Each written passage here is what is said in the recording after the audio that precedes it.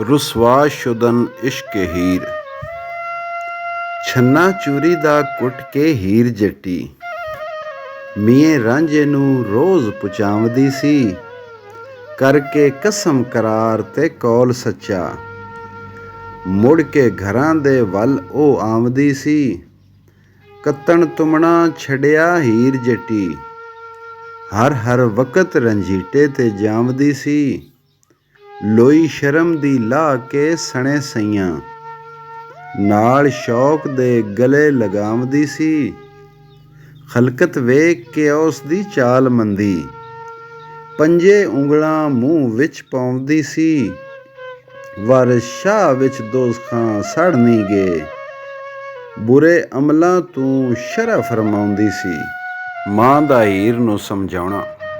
नशर होई ये गल विच शहर सारे हीर दोस्ती चाक दे नाल लाई।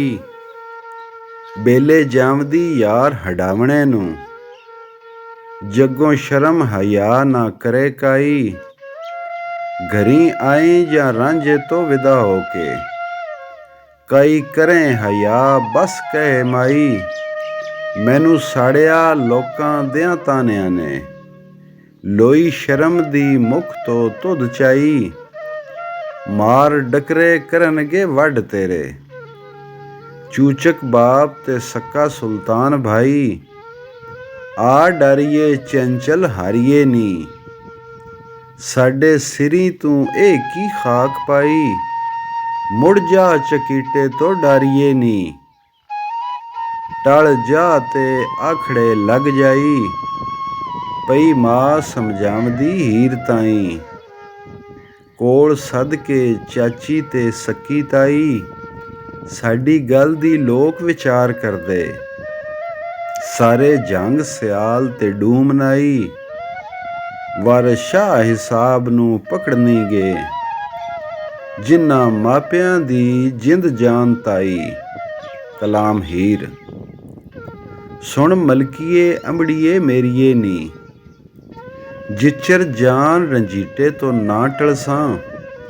जेकर वड के डकरे करो मेरे वंज करबला हो शहीद खड़सां। आशक चले जो इश्क दे विच सादक जेकर रब चाहे उन्हां वांग चलसां। वर शाह जे जिउंदी मरांगी मैं लैला मजनू दे संग विच जा रलसां। कलाम मादर। मलकी आखदी बुजड़ा पटिए नी गल्लां करें तू बहुत बर्बादियां ने। नहीं पीण पकाण दा चा तैनू असां पकियां ते तुसां खादियां ने। फुल बीजिया सी कंडे उग पए वाह वाह ए किस्मतां साडियां ने। बीबा मूल ना चंगियां लगदियां ने सानू ए जो तेरियां वादियां ने। चूरी कुट के उठ के नित बेले जावें रांझे दे पास ज्यों दादियां ने। वर शाह जो धियां ना कह लगण जानो धियां नाही माल ज़ादियां ने।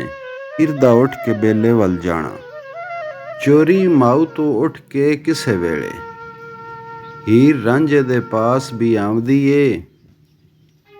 किसे वक़्त बेवक़्त भी नाल अपने छन्ना चूरी दा कुट लै जामदी ए। राणा कौल इकरार ते तुसां साबत नाल आजजी आख सुणावदी ए। वर शाह मियां जेड़ा कौल कीतो ओहो गल सानू भली भावदी ए।